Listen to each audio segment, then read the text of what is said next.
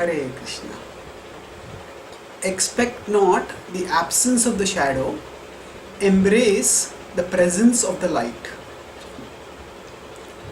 Devotee-seekers sometimes ask, I am practicing bhakti, I am devoting myself to Krishna, why do I still get miseries in my life?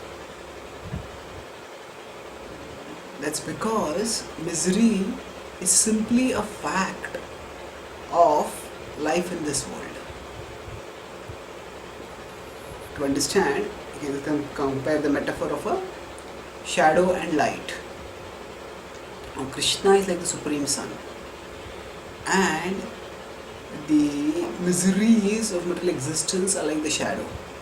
So the further we are from Krishna, the greater the miseries that we experience. The closer we go to Krishna, the greater is the happiness that we experience.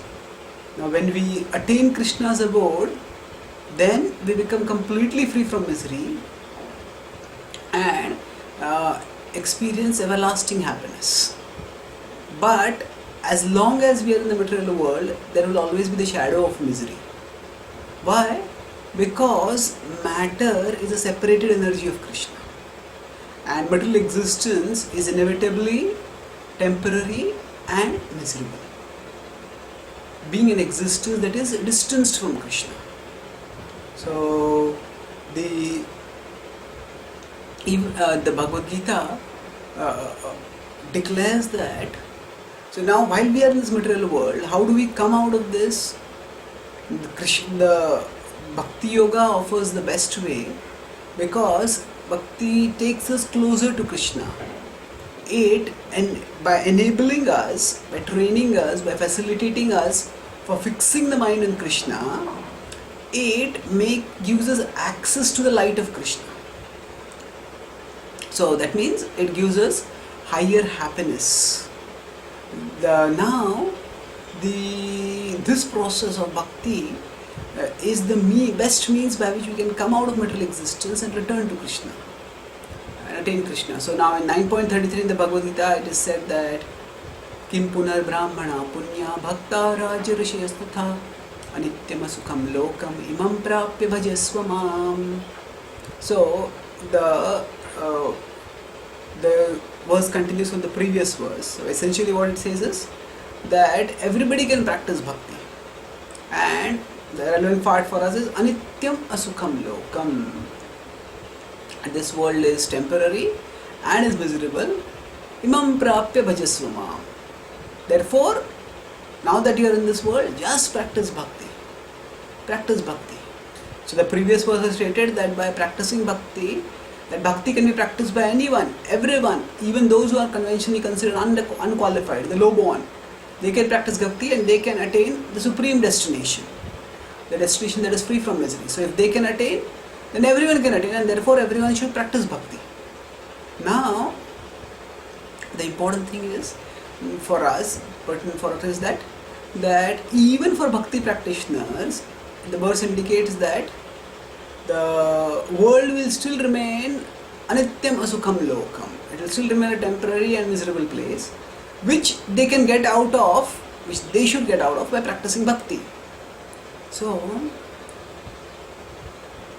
now it is also true that the more we absorb ourselves in Krishna, the more we get a higher happiness.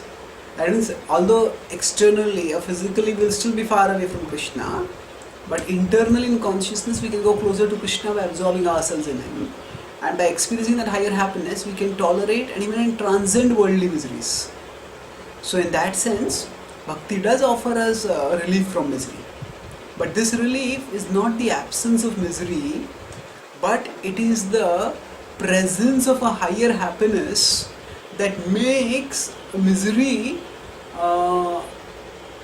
that enables us to go beyond misery, that makes misery not so prominent. At the highest level, it makes it unnoticeable only. So now, so for us to experience higher happiness, we need to absorb ourselves in Krishna. But we can't absorb ourselves in Krishna as long as we hold on with the false expectation that by bhakti I will have a misery-free existence.